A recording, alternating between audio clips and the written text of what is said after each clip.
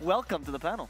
Thank you very much. In case you guys, for some reason, have been living under a rock, you don't know, Misery, long history of being a player, and also now currently coaching TSM FTX. Yeah, that's right. Yeah. So you guys also got to fight against OG. Yeah. Yep. Was actually one of the.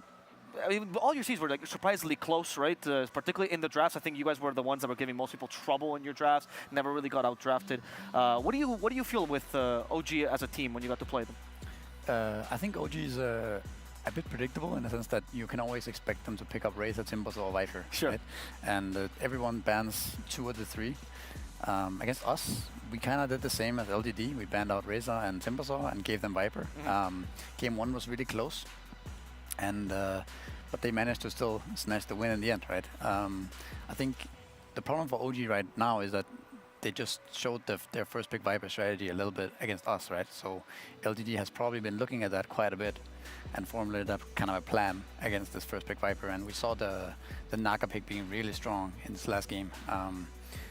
That being said, though, I think the Viper is still good for them, and I think they would pick it again if given the chance. It's just a matter of like maybe mixing up some of the next heroes, right? Like the Slaughter and the TA. Like the problem that game was that they ended up locking themselves quite a bit when they picked the Slaughter. Like kind of not really a flexible hero. Yeah. Same with TA. It's those 2 heroes gets countered by a lot of the same stuff, like Winter Wyvern, like the Naga Siren in this case, right?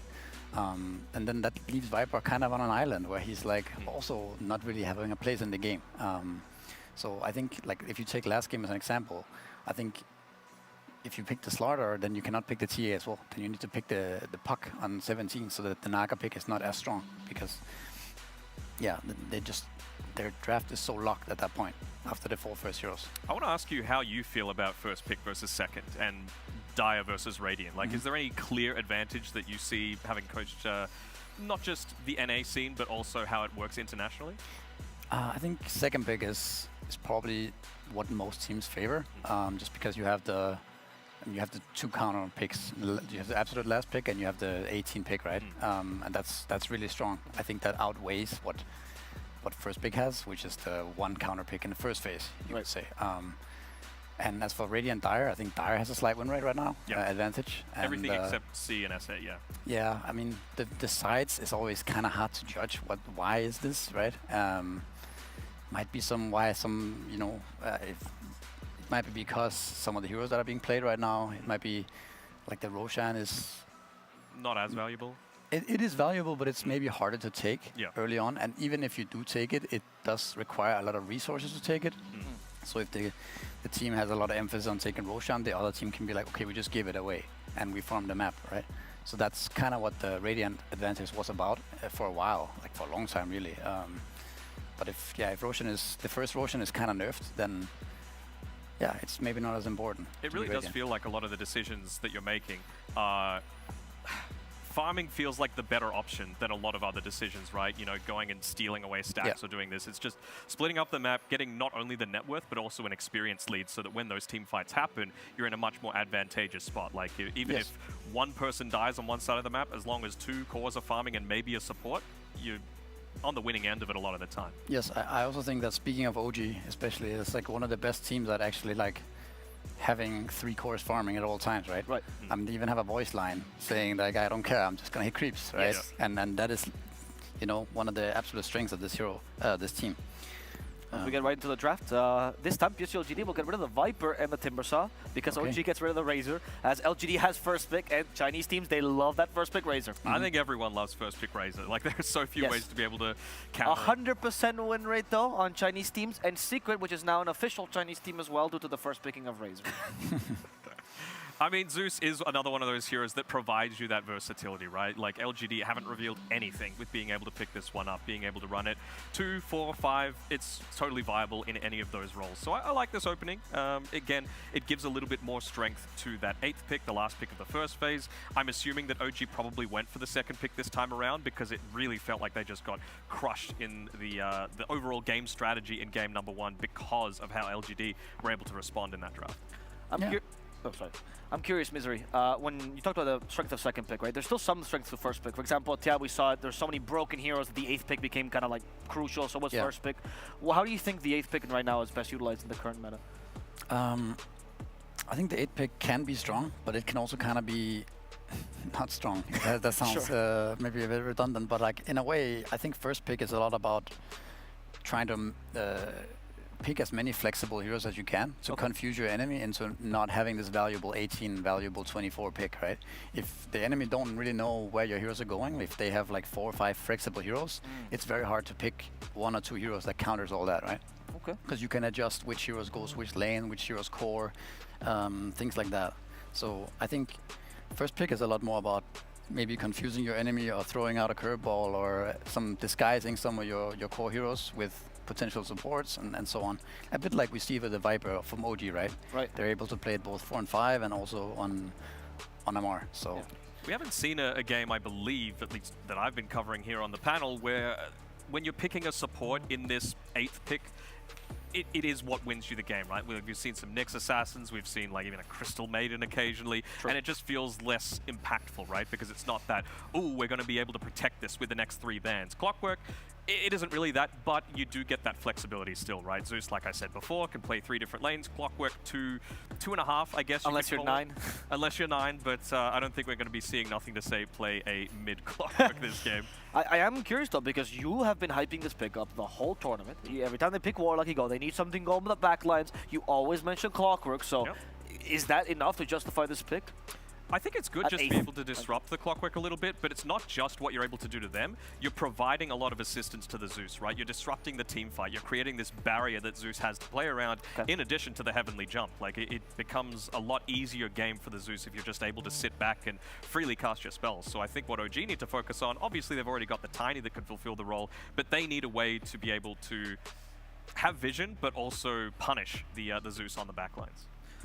I'm curious about the Warlock pick, because it was a staple of the Chinese teams coming into this tournament, then it quickly adapted to pretty much everybody. What are the current strengths of this pick, and why is it so overwhelmingly strong? I mean, he's a really strong laner, right? He can pretty much enable any carry, and he's very flexible in terms of what he lanes against. It's pretty hard to counter this hero in lane, and then on top of that, he has like some of the best team fight you can find in Dota, right? So it's a very stable hero. I think it makes sure that you have all the team fight you need in a draft, and like secures your carry, basically. I do like the Clockwork pick, and something you guys didn't mention is the fact that, I mean, with Zeus, it's like the Zeus ult adds that extra damage that makes Clockwork that much stronger and potentially sets him up for a better game. Even just the Nimbus, right, inside the cogs. Yeah, that's a little bit extra. But also like Clockwork is one of those heroes one of those 4s that does not need any items to be effective, right? His 6 is really strong, but he doesn't need, like for example, Tiny kind of needs a Blink Dagger when played as a 4, right? But Clock needs no items. And I think we see more of these heroes that has a really strong 6 but doesn't need items, more popular right now. Clock, Earth Spirit, for example, Tusk as well. Even Nyx Assassin, right? Their 6 is really strong and they don't need items to actually make stuff happen on the map. They don't need a downtime to start farming Blink Dagger. Whereas Tiny, I mean, OG is probably going to put Tiny mid, but just like comparing 4s here, like that's why I think Clock is seeing more play now, because there is more emphasis on cores having space to farm. You can't have your support need like, oh, I need 4 minutes, guys, then I'm ready. There's no time for that, Do you think there's the potential for them to still run the Tiny as a 4 and then pick up something like a Puck for themselves again? BZM plays it really well. Also, you're going to get enabled by that Fatal Bond so heavily, right? Where Puck kind of needs that little bit of extra spike in damage in the early game just to make sure he's having that impact. Yeah, I mean, it's always possible, right? Like, one of the strengths of Tiny as a pick is obviously the hero is really strong, both mid and 4 too, but it's like the flexibility of the hero is strong, and that's probably why we see it from second pick being good as well in this case. I'm also curious about how this strategy, these faster supports, do you feel like it's also been an answer to this tricore that we've been seeing from a lot of teams? OG started that in Stockholm Major, or they perfected that perhaps. Do these 4s, these faster 4s don't need items, put more pressure into these tricore strategies? I mean, or do they enable them instead? They enable them in both, like we see a lot of range cores nowadays, like they enable them in the laning phase, but then also in mid game when you kind of like farming all 3 lanes, like OG style, right? You need those supports to kind of block the smokes and kind of give vision for your cores, right? And those heroes that don't need items, that are kind of, it's kind of annoying to run into a Clock, He might hook away, he might put cogs down. Same with the Nyx Assassin, right? He's running back and forth. Even Tusk, like these heroes are, even if you run into them smoked, you might not be able to kill them. And if you do kill them, it doesn't really matter, right? Sure. So I think that's also some of the strength of the heroes. Oh, well, there's a way to be able to get in onto the back lines if you get, you know, the Blink Dagger into the shackles. Certainly gives you that follow-up potential. So it'll be interesting. I didn't know Seb had subbed in for OG already, just being able to come into this one. But just even with the clockwork as well, one more point that I want to touch on is obviously the double damage that you can now do to creeps with the battery assault, so that if you are out there blocking creeps, trying to hunt around a little bit, you have the potential to like shove in a more dangerous lane a little bit more effectively, right? You can get that farm if you need to, just to relieve a little bit of map pressure on the map. Yeah, it's definitely like covered some of the heroes' weakness before. Like you are able to farm some camps in the downtime. As for the bans, we can have a look at it fast. Like, I think I mean, it's kind of a lot of the same bans we see nowadays. It's always like these bristlebacks and like Death Prophet. You Particularly with a Warlock, the Bristle is just like so devastating in the lane. Yeah. Like Cool Spray is going to hit everything. You bully them out of the lane. You've got insane sustain with the Shadow Word. Fatal Bonds, of course. Yeah, absolutely. So what I'm really thinking of is how is LGD going to be able to respond to this? Because they've obviously got really good team fight. Now they've got good pick-off as well with the Wind Ranger. So which one do you choose to focus on? I feel like Dawnbreaker is pretty good, right? Because you can go for that pick-off. You have a strong lane. You've got that ability to respond to like, you know, a tiny initiating onto someone with a Fatal Bonds. And kind of like I was talking about with the Clockwork, if this Dawnbreaker goes into a support role, not to say it has to, you can also play that more dangerous role, you know, free up a lot of space on the map for the cores to continue to farm. There's another aspect of this draft that we've been seeing a lot this tournament as well, which is the global aspect as Dawnbreaker came into the meta. With Zeus, Clockwork, and Dawnbreaker, there's a lot of global potential here. How do you feel about that strength of a lineup? Is that ever a factor that you look into it, the mobility around the map? Yeah, I think these global heroes, like we see a lot of them being played right now. Yeah. Like, and I mean, Dawnbreaker, Zeus, Furion especially right now. Like these heroes are, I mean, they add an extra kind of dynamic to your lineup, Sure. right? That makes it easier to play. But we see here LGD, they have. I was gonna mention like how they are still flexible in the sense that they can put the Dawnbreaker mid, offlane, and carry, and the Zeus can still be support. They end up picking the Jakiro here, which kind of locks their draft a bit more. But at the same time, they're able to put the Dawnbreaker carry as well as offlane. Knowing them, I think it's probably more likely to be offlane, because I mean, maybe Armor can play it, but I strike LGD more as being, you know, they want him to be on an actual like hard carry, right? Sure. And they go for the Void here. One other thing I want to point out as well with LGD's draft, one thing I really like about it, we've talked a little bit about that global presence coming through with the Zeus and the Dawnbreaker, and it feels to me like this Jakiro and Clockwork, once you hit level 6 on Jakiro, on both of them honestly, they can just roam on their own and look to pick off kills, right? You get the hookshot, you get the cogs, drop down the macro pyre. If it's a support, that's all you need. If it's a core, a really high priority target that you find, you're able to drop that Thunder God's Wrath and the Solar Guardian to be able to convert onto a really valuable kill. So it allows something like the Dawn and the Zeus to just sit back and farm and let the supports be the ones to take the onus on being aggressive. Now that the Void got picked, there is no chance of Jakiro going offlane here, right? Because it is a freebie here for the Jakiro. I mean, that could be really cool if they choose to do that, honestly. And the other point for the Void I'm questioning is Void into Dawnbreaker. Usually they're trying to avoid that because obviously they're healing the Dawnbreaker. How do you feel that matchup goes, Misery? I mean, I think Dawnbreaker is a super strong laner, but I feel like Void Warlock will be really happy going against like Clockwork Dawnbreaker. Sure. They're gonna be, so that's why I kind of like the idea of doing Jakiro offlane with a clock and then having Dawnbreaker either played as 5 or as the carry here, right? I think that could be putting a lot of pressure on OG. I wonder if it's a little bit of a drastic kind of Change. move, change, but so I feel like they're not gonna do that. They could put the Jakiro in the offlane as a support though, together with the Dawnbreaker and play clock into the tiny 4. Wouldn't hate that. I mean, actually it's Windrunner 4, so they know that it's a tiny mid now. Yeah. That's also something to note.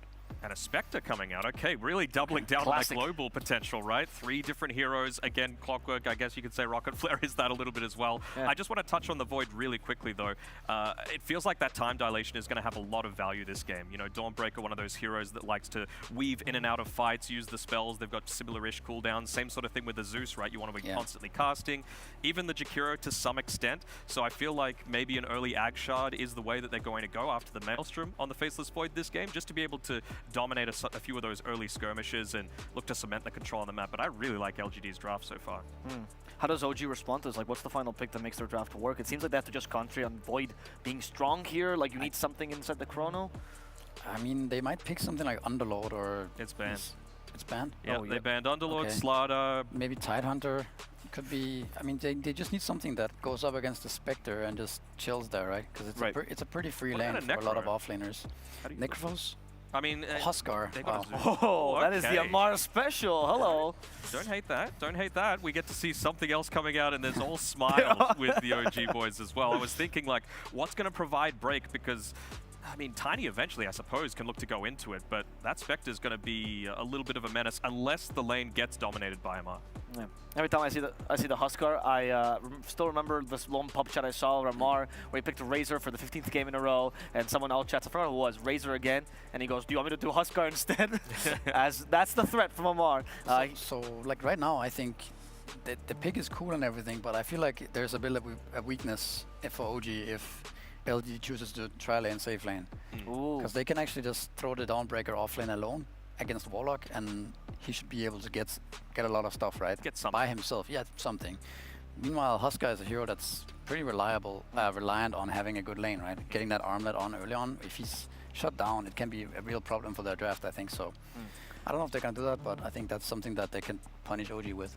Well, as you guys saw the draft here, you see the Spectre is like kind of about to disappear, and so will we. We will also disappear and give way to the casters for this game 2 between OG and PSG LGD.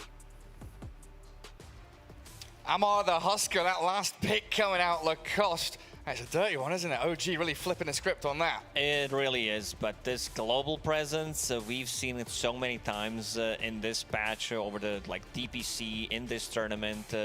Teams do prioritize a couple of these heroes. We're talking about the Zeus, we're talking about the Dawnbreaker especially, and now we're gonna have a full combo. Clockwork, Dawnbreaker, Zeus, and Spectre on one team. Maybe they could have had, Ancient Apparition to have 5 out of 5, because Jakiro is a bit sluggish, but we'll see. I like the point that Misery made on panel about the potential tri-lane to be able to just get to this, good start to Ame, because Huskar doesn't deal well with the tri-lane, and the Dawnbreaker could potentially be left alone, I would say, for a couple of minutes, maybe 2-3, and then she will need help. It's not a killer lane. We're talking about Warlock plus Faceless Void. Passive. It's very passive. It's about securing your safe lane farm, pretty much. Yeah, keep that Void topped up on his HP. Not really any aggression or kill threat from them. Uragi going to walk up on the high ground to try and scout any vision, but Faith Beyond was there ready and waiting for him. It's always so cool to see how these concepts develop, right? The first time we saw these heroes going into that mid-tower range, looking for observer wards, then we see people reacting, putting a player there, so you can't really give away that information. And now it's always someone sat there to scout out. As LGD hold the high ground near the top rune.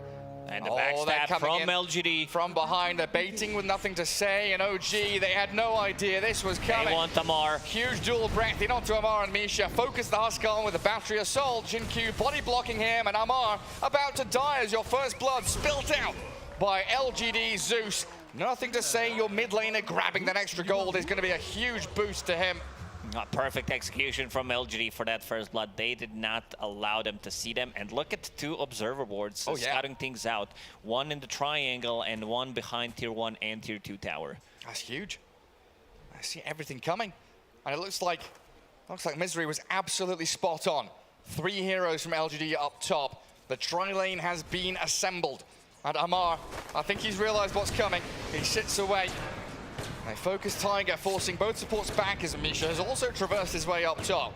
Tri-lane versus tri-lane. Does have a Fairy Fire. What year is it? Tiger is dual breathed up. The Fairy Fire popped. He's alive and safe under the tier 1. Yep. I saw the post on Reddit about old eHome from 2008 or 2010. These are the guys, ESWC, they invented the tri-lane. The old Visage, the Undying. Now, none of them. We've got Warlock, Windranger against the Clockwork Jakiro, and Tiger is in trouble again. Misha's trying to tank the battery assault for him. But you've got so much harassment coming out of these LGD heroes that OG have been buckled, sent back to their tower time and time again.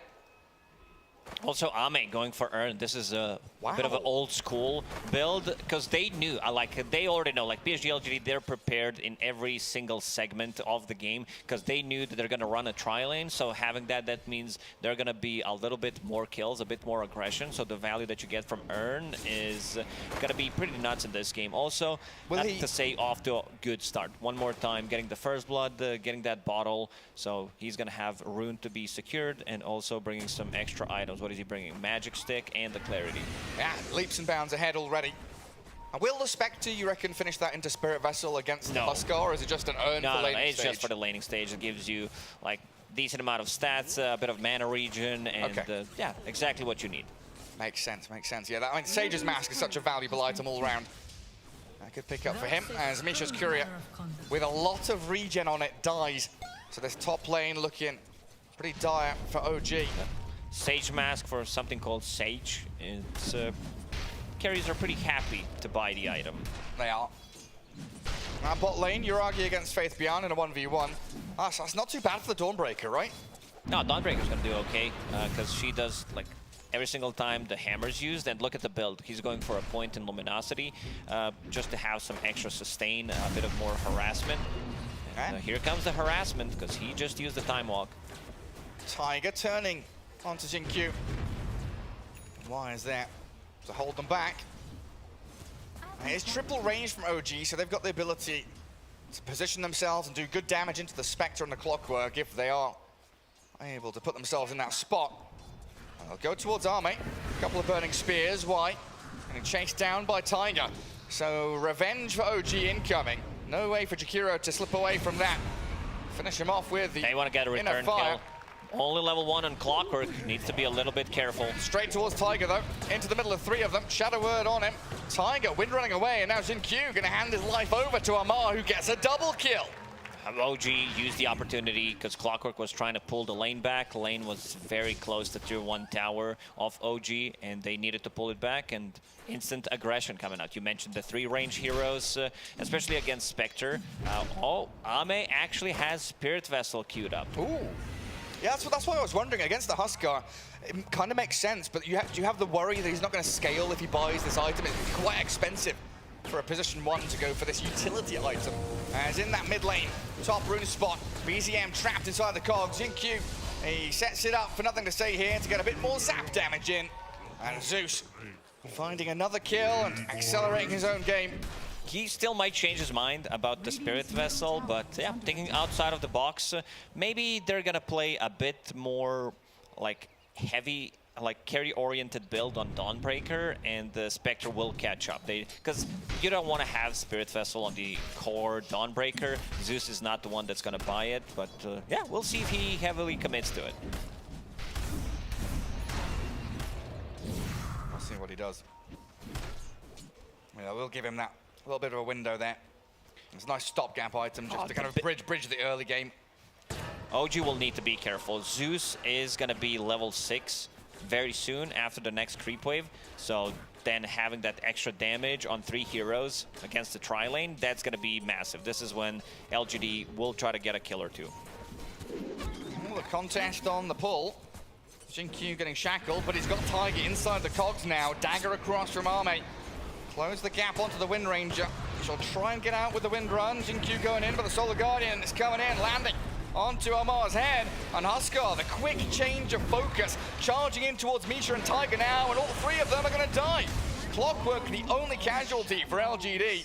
And Zeus, yeah, he was dropping low in that mid lane. He was ready to pop the ulti, but no mana has Arcane Boots right now. This global presence, this is how they're going to get more heroes and just try to kill this tri-lane. Xingqiu doing a lot of work in terms of refilling the bottle, ganking the mid lane. He's securing nothing to Say's early game. And yeah, in terms of levels, not doing so hot. Level 2.5 on Clockwork. Shackle doesn't connect. Tiger steals Invis. Snags it under the nose. I have nothing to say. He's still full HP, full mana though. Would have liked a bottle refill, but not a massive deal. Tiger coming in from behind. The avalanche was there, but no toss available for BZM. Couldn't get on top of the Zeus. While back up the top, That's just, yeah, Jin-Q. Every time you look at this clockwork, he is there, trapping someone inside cogs. Faithful bombs from Misha, though, trying to swing the momentum back their way. And even though they are 2v3, they push LGD back, and in the mid lane, another shackle shot. An interesting angle there from Tiger. Still unable to finish him off, and nothing to say, stands his ground. Blows up the Wind Ranger and survives on a sliver of HP. Raindrop plus a Fairy Fire, even a full magic wand. Usually you don't see that item on Zeus, but this is what keeps him alive. Having a couple of extra charges and also 3 extra attributes. Man, looking at the bottom lane, Fate Beyond 43 and 13 against 29. So he's going to have another ulti in 15 seconds. Is he bringing, yeah, a couple of mangoes? Yeah, just keep that game flowing for LGD. Jin-Q, another refill. Oh, he's all over the place, isn't he? I don't think he's come down bottom yet, so he's got one of those maps. He wants to travel the world. He's going to cross the bottom jungle off his list as he gets a nice little ward there deep in the jungle. He has spent a lot of time kind of ping-ponging from top to mid, bouncing around. Dawnbreaker ulti available. Zeus not ready, but they're waiting for nothing to say on the high ground. They were waiting for him. They know that rotation was coming, but the Solar Guardian and the raindrops popped down. Nothing to say, he's fine. BZM spent his combo with no kill coming, and a turnaround cancelled by Tiger. Good shackle shot. Stops the Starbreaker, and Uragi's Faceless Void. He's here with Chrono ready, holding onto it for the time being, and blown up completely. Didn't spend his ultimate. Well, Amar, yes, he'll kill off Y, but Spectre chasing him down under the tier 1 tower top. The Avalanche toss, not finishing off the clock. LGD yet again winning a battle where it looked like OG had the setup on them. Yeah, nothing to say was keeping the distance on Zeus, using Arc Lightning like, I don't know, 10, 15 times, and they just couldn't get stuff done. Even if he lands a Chronosphere, I don't think there's enough damage. Like, in terms of damage inside Chrono, they're gonna be pretty limited. We're talking about, like, maybe Tiny's Avalanche, Power Shot, but other than that, yeah, it's gonna be very, very limited. Yeah. And now Spectre has ulti, so they don't necessarily need to play the top lane. They can shift position to potentially bottom lane. Zeus will have ulti available in 3 seconds, plus Arcane Rune. Like, this global strat. They can play anywhere. They're not locked into any potential, real part of the map. They've got the potential to go wherever they want to. If they know there's a target they can kill quickly, they'll find him. But this Radiant Observer ward, getting dewarded, did spot them coming, so Misha will retreat back behind his tower. They'll see Uragi bottom, though, in a second. I think that Dire ward might just have... maybe it didn't. The trees were there, right? I don't think they knew exactly where he was going. Ah, man, what a player. Going for Spirit Vessel, no boots, Magic Wand on Spectre. We'll have it in 400 gold. I guess he understands that this Huskar could potentially get out of control if he's not countered. All they have is like magical damage. There's going to be some physical coming out from Fate Beyond because he's going for Deso. Oh, from the offlane, yeah, he is. This is what I mentioned, just him scaling a little bit more to have the damage, because Spectre going for different item, and in terms of tower damage, they don't have as much, so this Deso is going to help out quite a lot. Jin-Q, shackle on him. And BZM coming forward, but there we go. Dawnbreaker ulti, it is forced down, the Chrono on 2. Why? And nothing to say, looking to get damage in from the sideline. The Tiny was trapped inside the Chrono, now Ice Path and caught out. BZM in trouble, the Spectre horns back in towards Uragi. Chasing the Faceless Void, a good shackle shot comes. But Uragi, that time up to the low ground, I don't think that's enough to give him the space he needs. One more zap. LGD will find the Faceless Void. A lot of ultimates expended in that trade. But LGD coming out on top once again. BZM, pick off the Jakiro. Oh, the slows on the attack speed. So nothing difficult. to say. Has another chain and we'll get it. He's going to get the double here, isn't he? I mean, Amar is arriving. Jin-Q will try and save, nothing to say, but the Huskar with the damage. Amar jumps in, the cogs were good, but they kill the Zeus. That's a big one. Amar on top of the net worth right now. He was in the triangle, getting a couple of stacks, and very close to just a casual Sand right now. Having that armlet, it's going to be a bit difficult to go in and kill Roshan because of all the global presence that they have. Like, even one rocket could change things, one Zeus ulti. So they need to take a fight before they can go inside a bit with the Huskar. And a little bit nasty playing into Jakiro as well. Damage over time is always your enemy as a Huskar with an armlet. 11 minutes, 4 seconds. First time this patch, no surprises whatsoever. As Spectre finishes the Spirit Vessel. It's easy to break a record if you go for item that no one buys. I wonder what the stats are on like a Crystal Maiden Rapier. Probably happened, man.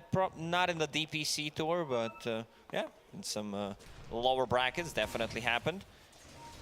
Zeus ulti is available. He used the previous one with your Arcane Rune, so that means it's going to be up again. BZM on Tiny. Shut down a little bit. Also, he decided to go for Power Treads and Windlay, so the Blink Dagger gonna be delayed. Yeah, much slower game from him.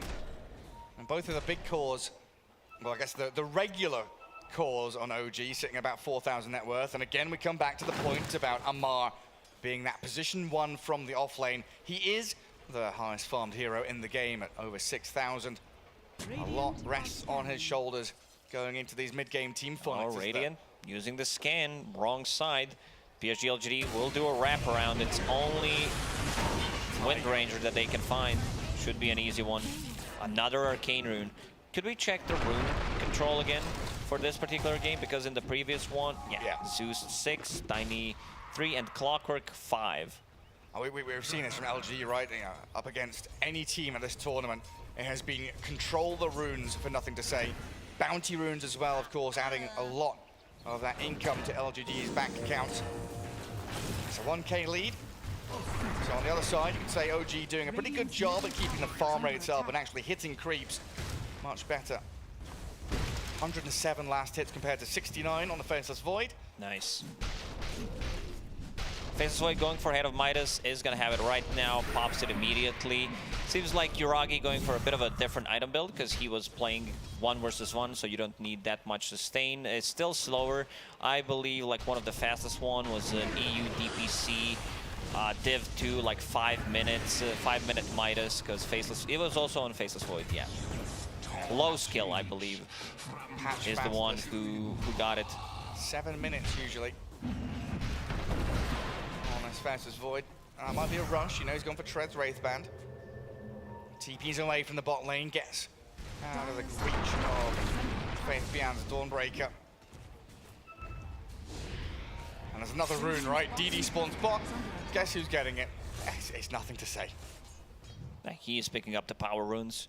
Jinkyu all over the place with his Clockwork, moving around the map in the triangles, cutting things out, what's happening now near the outpost, planting some vision, being very annoying in their face. And they have this global presence, they don't even need it to pop the Warlock. No, they don't. Straight onto the Warlock, and yeah, LGD is so good at playing into their vision. Yeah, he's getting into position to place it, but is also rallying his team to come and use that vision to their advantage to get these kills. OG looking to make a concerted effort to go and push out top lane with 3 heroes there and getting some wards down of their own, scouting Ame in the jungle. Ame is still more farmed than Yuragi, even though he decided to go for Spirit Vessel, which is not an item that helps you farm by any means. Yeah, looking for those charges for the kills. A couple of minutes ago, there was a lot of drawing from OG, the captains saying, stay on our side of the river, don't overextend, just keep this calm, natural farm rate, the income flowing. Fate Beyond finishing this, so they are ready to go. Like, they want to take a fight right now. Spectre, Haunt is available if they want to show where Warlock is. And they see Yuragi.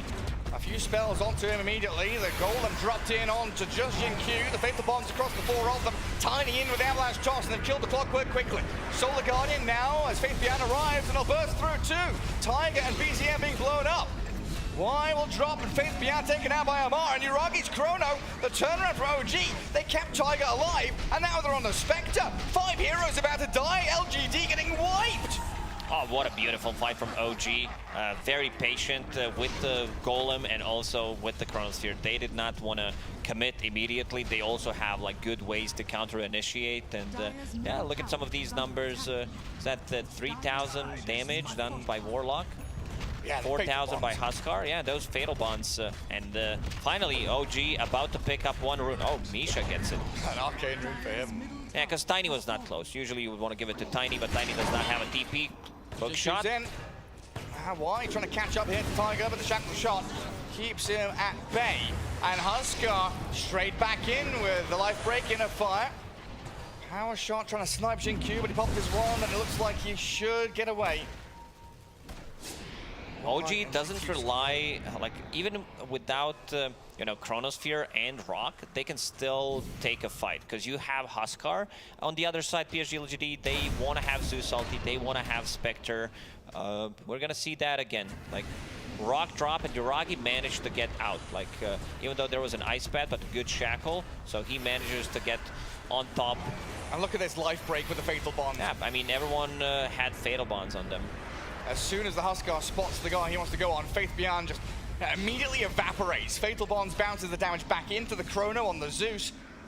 It was a nicely placed Chronosphere on the edge, catching two heroes. It looked decent for LGD with that global presence and the Spectre joining in, but beautifully done by OG to execute, and they'll continue. Their steamroller don't stop. Jin-Q, another one on the list, ticked off. I love build on Yuragi this time around, going for the Fusel Blade to be able to have like another form of slow, just to be able to kill supports, slow down Zeus potentially, like even Spectre burning the mana, and now inside Roche Pit they go. No rocket. Let's see Zeus, if they know something is up. They've got to know. Huskar, such an important Roshan hero, and Jin-Q does ping it out. It's BZM with Yuragi holding out in that mid lane, and the rest of OG wanting to fight while Amar can basically just solo Roshan. Got scouted out. Amar still has Armlet and 16 wand charges. Let's see. Jin-Q looking for an angle, gets it. Forward, they get into the pit. Roshan nearly dead, and they blow up Amar. The Thunder God's Wrath, beautifully placed on Misha. He drops the golem in on them, snatched up. BZM grabs the Aegis and a three-man Chrono. Yuragi's got four of them trapped in there, in fact. Nothing to say, focus down, and the upheaval slows them to a crawl. There's no escape. OG, they're destroying them. Army's left out in the river. No way to get out of the grasp of OG. Even though they got a good initiation, they found the angle for Huskar to be able to kill him. Rock drops, and the beautiful Chronosphere. 2 times in a row, Yurag Giga Chad, I dare to say. Absolutely beautiful. And Tiny finally gets to get his couple of combos off in a team fight. So I'm not sure if Spectre ulti was not available. Yeah, it looked like it wasn't, so. Still on CD. They connected, maybe like allowing too much, because Dawnbreaker ulti did get stopped there, and yeah, 4-man Chronosphere. These Fatal Bonds as well, again, across 4 heroes, spreading this damage. So beautifully pushed out. BZM respawning after grabbing the Aegis. Just turns it back onto Arme. Focus everybody else, leave the Spectre till last. And wipe LGD off the face of the map. Amar looks a little uncomfortable that he died around Roshan. He's not too happy about that. He wanted that Aegis, you know, Amar. Yeah, he absolutely would have loved to have it. As Yuragi picks up yet another one. One in that top jungle. LGD still trying to play into their vision there with nothing to say in Jin-Q. Look at that damage spread, 10.7k from the Warlock, and that's majority from the Fatal Bonds. Haunt in from Arme. They're hunting though, OG are in on to Zeus, nothing to say, can't heavily jump away. And a time walk out by the Faceless Void creates the gap he needs, allowing LGD to pick up the pieces, clear up Tiger. Yes, but now blade slowing them down. Dilation, the diffusal blade slow, and BZM with the gap closed. Oh, they toss him back into Amar, who's got the damage to rip the Dawnbreaker limb from limb. If this is a Maelstrom, they don't have enough. You don't have this another slow to be able to set things up for your Tiny, to toss him back into Amar. And yeah, Tiny's getting pretty massive. Now they are the ones controlling the runes. Yuragi is going to pick up Region, refill the bottle for BZM. And BZM on Tiny. Echo Saber done, Blink Dagger as well. Thinking about getting a Force Staff. Oh, that's an interesting one. There is 1 Force Staff on a Wind Ranger that's going to be done in 100 gold. Warlock probably thinking about getting one after finishing the pipe.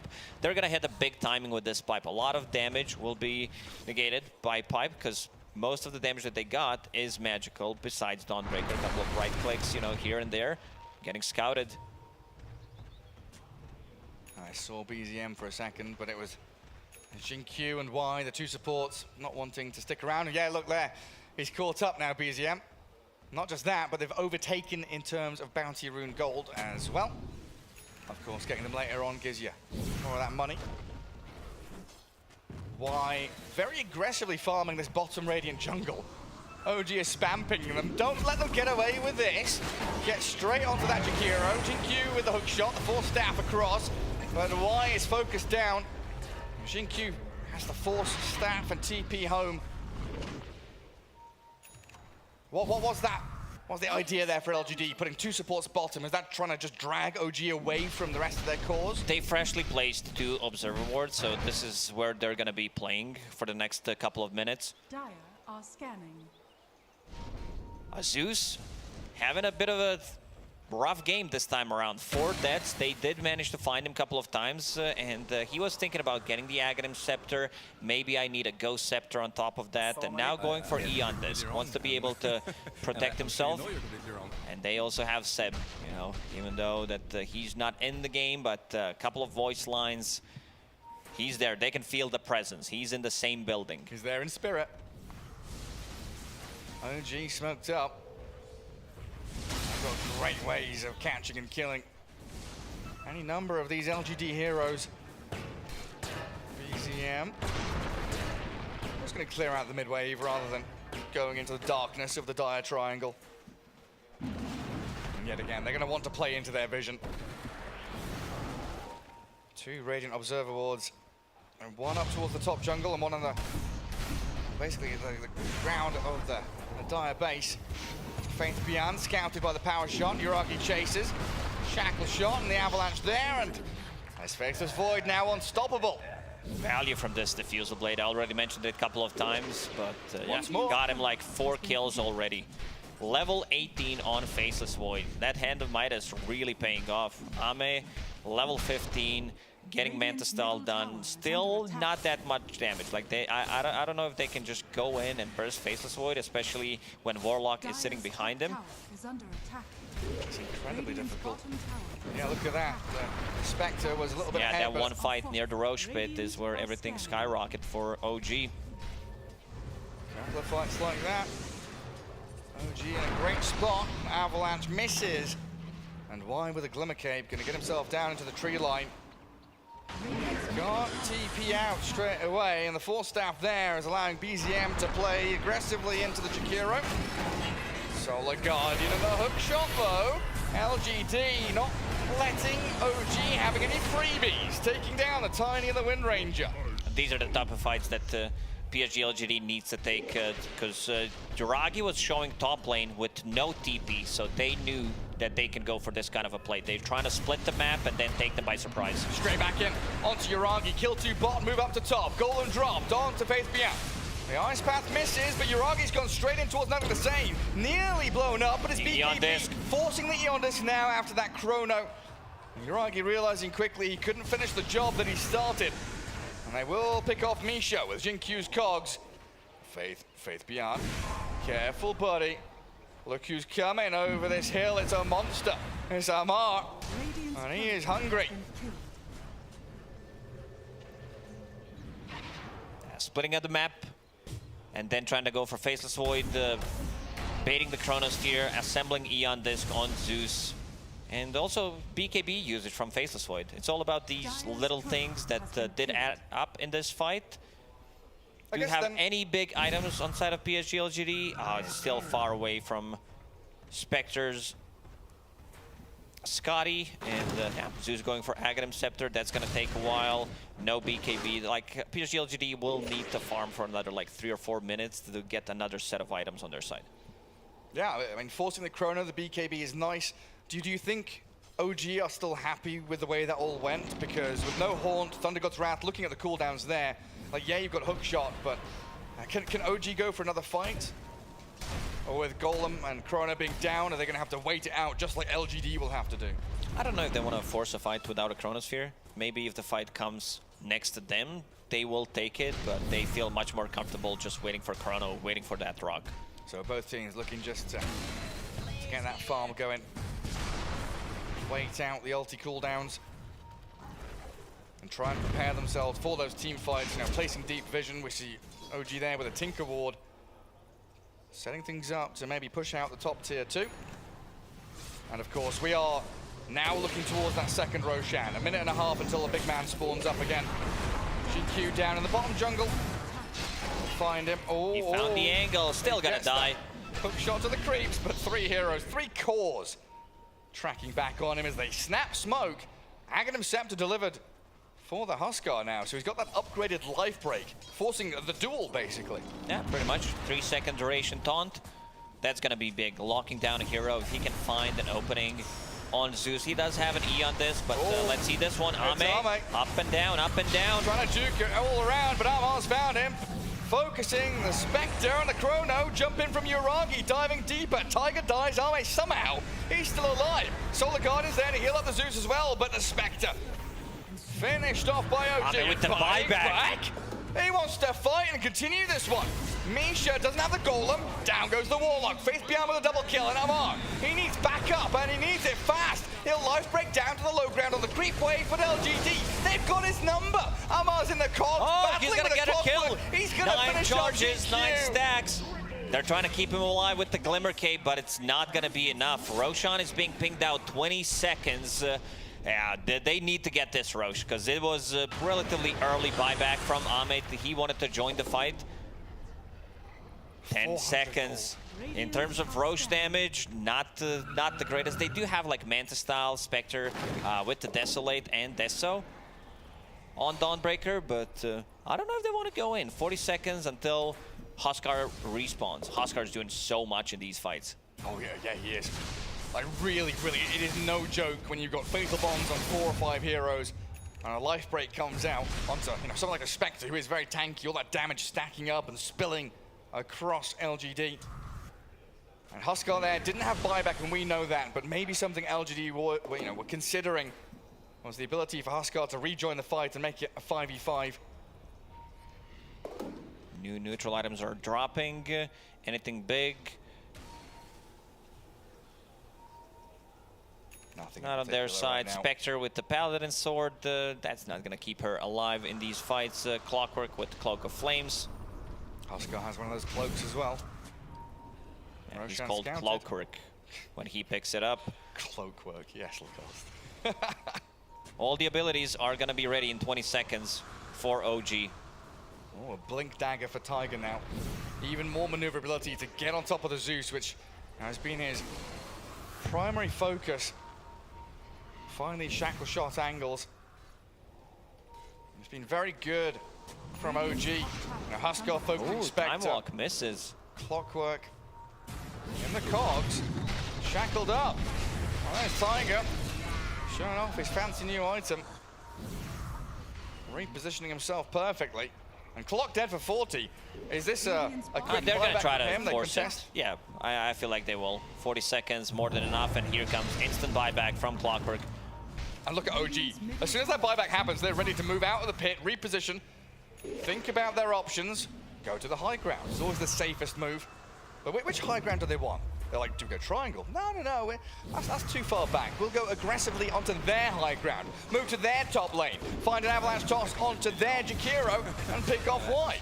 Tiger has been on point, playing with Tiny this time around, and just follows up on stun from Tiny. And I love itemization on OG. BZM going for a Force Staff to be able to get that outside of the cogs. Also, close the distance between the heroes, potentially get Here he comes. that toss back. Clockwork's in.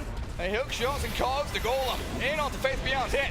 Faceless Void. Uragi BKB's up, but the Zeus is being focused by the Huskar.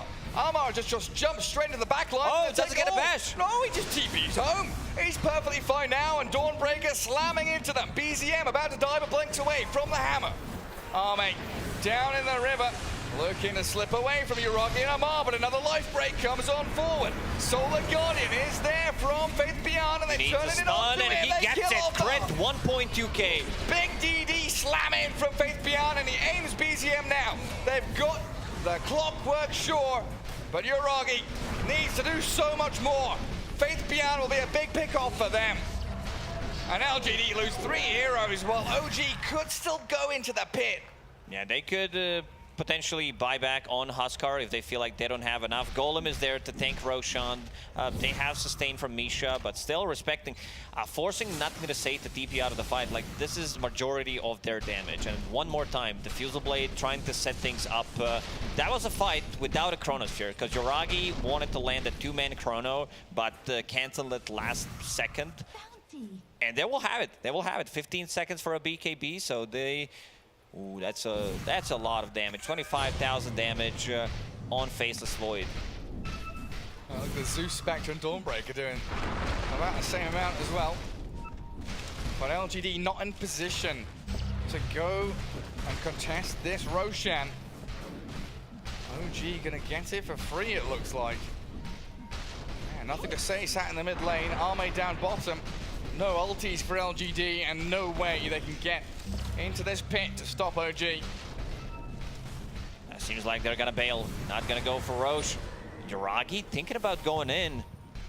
Jumps to high ground just to use Hand of Midas. He's got Chrono, they've got Shackle Shot, and it looks like they're gonna get an easy kill. Find the pick off yet again onto the Jinkyu Clockwork. Amar getting both of these trades from Roshan. Aegis and the Shard. So now he has Aghanim Scepter plus a Shard. Sage on top of it, going for Satanic next. This Huskar is massive. They need to deal with him twice. Last fight they had double damage on Dawnbreaker and did manage to blow him up. But this time around, I feel like it's going to be much more difficult. Way, way harder. Oh, we still really haven't seen the scaling potential of Arme, right? Going back to the discussion about the Spirit Vessel, it's been a slow, steady game for this Arme Spectre to get to the items he needs. And he's gone, you know, Vessel, Manta, Aghanims, and then later into the Skadi. Is he going to struggle to do the damage required from that carry?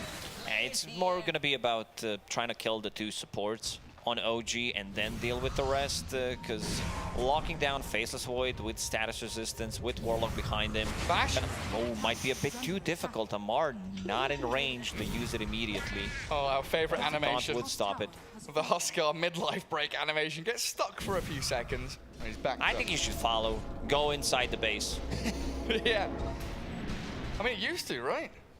There are a bunch of those things, maybe Dota 1, I don't know about early Dota 2, but there's things like if you Omni-Slashed a TPing target, there were chances that if it was on a certain frame, you'd TP back to base. Spirit Breaker charge, you could not cancel it at one point.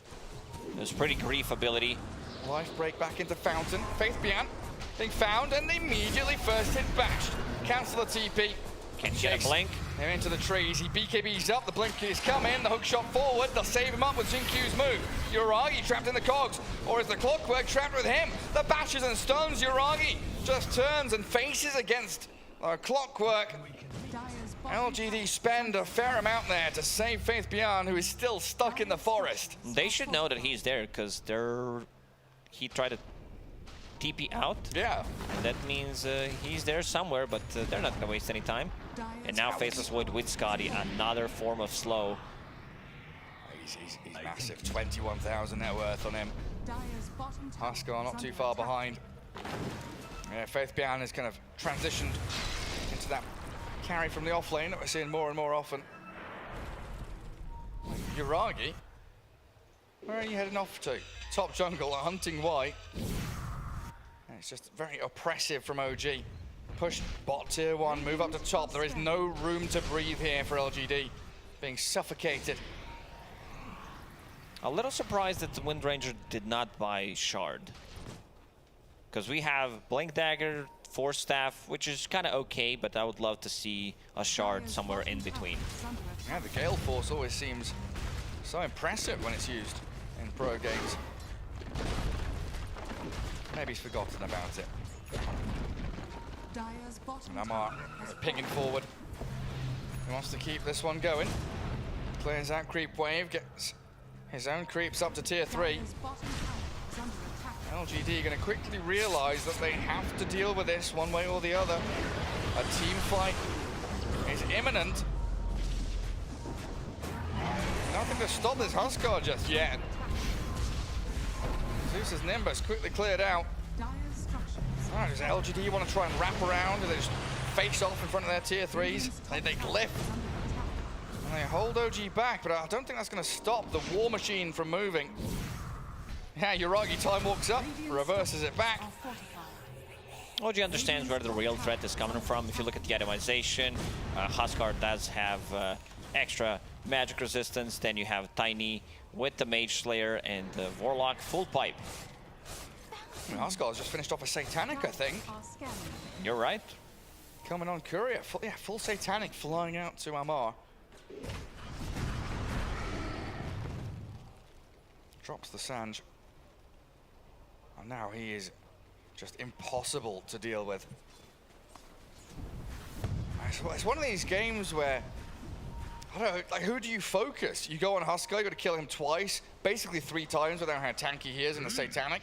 Faceless Void has BKB Time Walk, he's difficult to kill once. It feels like they need an extra set of items. We're talking about Scotty on Spectre, potentially Basher, that goes through BKB, because they have a very hard time locking down the target. There are some BKB piercing abilities with the hook shot, but I don't think that's enough. And now new neutral items are dropping. I see Spell Prism. Down to items, not like, you know, think about Dota and team fights, how we start them, the order operations. Is there some way they can think about hookshot Nimbus onto a Warlock, kill him first, and then move on? Or is it just they need these items to actually contend with OG? They'll need those items, but advantage for OG keeps on rising. 2.5 minutes for a potential roast spawn. There is Basher on Dawnbreaker. Catch on White. Arme wants to force a fight. Nimbus there, Tiger hookshot it up. They've lost their Jakiro, but Yuragi with his BKB and having Chrono ready, looking for Jinkyu. The bashes don't come. LGD disappear as quickly as they arrived and getting a 1-for-1. Quick in and out. They're buying time. We mentioned the next set of items. There is AC queued up on a Dawnbreaker. We're getting closer to level 25 for Dawnbreaker especially. Fate Beyond having a really good game. Like, we're talking about 2 Starbreaker charges with magic immunity, then a BKB on top of that. Hiding in the trees. Once more, look at Yuragi's positioning. Not just positioning, I'm looking at the neutral items. Zeus found a Timeless Relic. Extra 15% spell damage and debuff duration. And we saw that as Spell Prism on the Void. Even more time walks. OG planting themselves up top, knowing that Arme was in that northern tree line, but he's already TP'd away. OG just going to reclaim the outpost up top. Looks like LGD will go for the mirror movement, get some of that safer farm in the bottom right-hand corner of the map. Maybe get some vision going as well, and knowing there's at least a minute until the next Roshan will be available. We didn't mention that Faceless Void did hit level 25, having the backtrack ability. It's a big one. This is, like, this can turn the whole fight around, especially if you try to burst him down. They don't have anyone who builds into Silver Edge, which that talent is breakable. Yeah. So no one has it, so gonna be very difficult for PSG LGD to just lock onto Yuragi and try to kill him. The checklist just keeps getting longer and longer, doesn't it? It feels like they need Decisive Voice, they need Silver Edge, they need this item, that item. Like, how do you deal with this? It's so damn difficult. And now Tiny has an Aghanim Scepter to add to the worries of LGD. Disassemble as Echo, of course, has the Mage Slayer. Aghanims are Amar. They jump the Huskar, but look at that Golem. They drop him with the Fatal Bonds on them, and Amar is still healthy to battle Faith Beyond. Brings the Dawnbreaker down. BZM in the back line takes down Jinkyu and Y as well. Tiger running up that high ground. It seems like PSG LGD, they're running out of steam. They cannot match with the damage, healing, sustain that OG has at the moment. Again, this is a fight without the Chronosphere being used. Faceless Void, he is the carry, but so is Amar. They have like 3 good scaling cores. Amar is massive. Having Satanic, level 24, has 3,000 gold saved up. There's going to be a couple of buybacks coming in. Fate Beyond does have one, and so does Y. Yeah, they might have to spend all 3. That tier 3 tower broken down by Amar and BZM. All they need are those couple of kills to shake the foundations of LGD's base. Nothing to say behind his tier 4s. He is at a safe distance here, just trying to shove out the wave as best he can, but Yuragi on the high ground, and BZM with a jump in, tosses Jinkyu across. Nimbus there, and Yuragi. Oh, he's lost a lot of HP by the time walk out. Tiger diving deep in towards, nothing to say Zeus, but they've got the damage to bring him down. And a Solar Guardian launching Faith Bian forward. Oh, the bash. Jumping straight in towards them. Amar's going to life break back. BZM looks safe. He's managed to disengage. Amar on the run back, but Yuragi, he's got the chrono still. Aeon Disc, it's not there. Doesn't have it available. Zeus gone. Faith Bian getting caught out. And that's going to be the beginning of the end now. No Dawnbreaker. Amar and Yuragi able to isolated. He's going to go down. He's got the inner fire. He's got the ability to stand his ground, but he will finally fall and hit the ground. And Roshan respawned. A lot of commitment from PSG LGD. They did buy back on Dawnbreaker. They did buy back on Clockwork. So that means 1.5 minutes without him. Like, they need to have these buybacks to be able to win the fights. They've got to contest, protect this Roshan. I mean, OG got a mid lane of barracks. A little bit of damage to the top tier 3. But LGD showing no slouches. A couple of buybacks. And now trying to sprint across the map towards the pit. Yuragi still wants to get something done. There's the silence. He sees the Zeus, stances him up, and Yuragi time walking a little deeper and then back out again as BZM chucks the trees at them. Army loses a third of his HP, and the Zeus getting whacked around. The damage is incoming from OG. Yuragi jumps back across and in again. The Zeus about to die. Arme stuck here. A nice macro pie. What a play from Yuragi. In and out with the time walks, and PSG LGD, they know they have no business left in this one. So we're gonna go to the full distance. We're going to game 3. OG showing, even after a game 1 stomp, they've got the mental fortitude to go up against one of the best teams in the world. Hey, you see the confidence there. Amar, the Husker. I don't know, do you feel good about yourself picking Husker last pick in a game like this? Oh, they definitely do. I mean, he gets heavily targeted every single game OG plays. They try to ban him out, whether we're talking about the first phase, then in the second phase, coming down to the third one. But he always finds a hero, and sometimes it happens. It's like, yeah, he doesn't have a hero to play. He brought out Void Spirit in one of those games on the offlane, stayed on top of their net worth, as he always does. And in this one, like, they ran a tri-lane against the tri-lane. Dawnbreaker did good.